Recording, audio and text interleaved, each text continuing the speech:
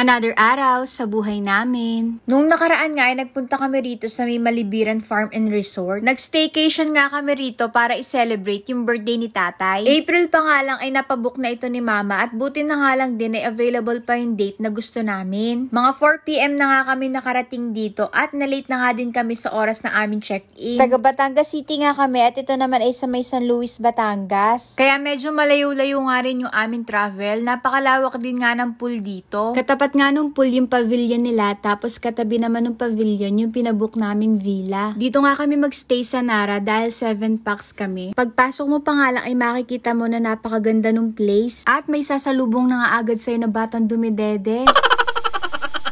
Nakalagay na nga rin pala dito sa may unahan yung mga complimentary water. Tara at ipapakita ko naman sa inyo itong room sa baba. Pagpasok mo nga dito sa villa, ito agad yung katabi na room ng main door. Malaki nga yung bed dito sa room na to at ang nagustuhan ko nga dito ay napakalamig ng aircon. Dito naman sa kabilang side nakalagay yung cabinet, tapos meron na nga din pala ditong available towel for 8 packs.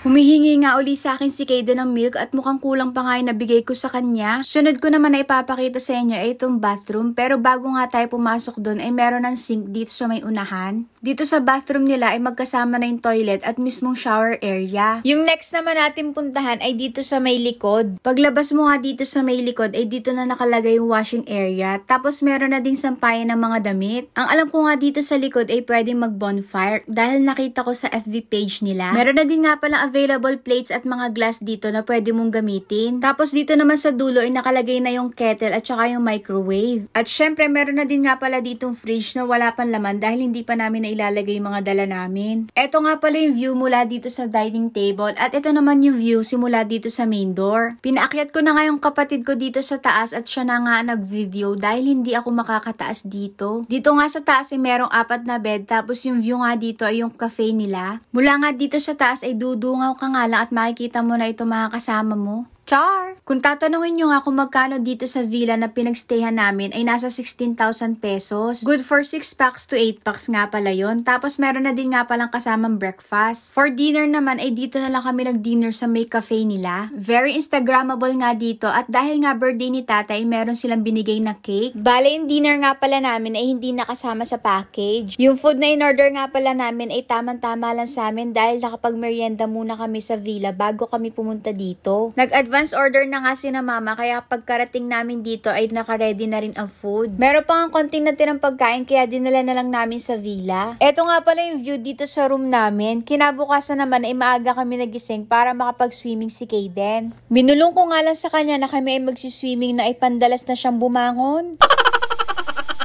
Dalawa nga pala yung swimming pool dito at kasama nga niya si Ate Rain. Medyo mainit na nga sa tapat na yan kaya sabi ko sa kanila ay madali lang kami rito. Meron din nga pala mga available cottage dito para sa mga day tour lang. At maya-maya nga iniyaya ko na si Kaden dahil sobrang init na talaga sa tapat na yun. Pagkabanlaw nga ni na Kaden ay dumiretso na kami dito sa may cafe para makapag-breakfast na. Kagaya nga na sinabi ko sa inyo na ang breakfast namin ay kasama na sa package. Pero itong coffee at hot choco ay pina-add na lang namin. Pagkatapos nga namin mag-breakfast ay bumalik na uli kami dito sa aming room. Pagkabalik nga namin dito ay medyo nakakaramdam ako ng antok, kaya naman habang naglalaro si Kaden ay umidlip muna ako saglit. Maaga nga kami nag-check out dahil meron pa mga pupuntahan si tatay. Pagkagising ko nga ito naman si Kaden ang nakatulog, kaya naman umalis kami ay hindi na niya alam. Pagkaalis nga namin ay dumiretso na kami dito sa may SM Batangas para mag-lunch. Past 1 PM na nga ata niya na dumating kami dito sa may SM, kaya dito na lang namin napiling kumain sa may peri-peri. Pagkatapos naman namin kumain ay umuwi na rin kami. So yun lang muna. Bye!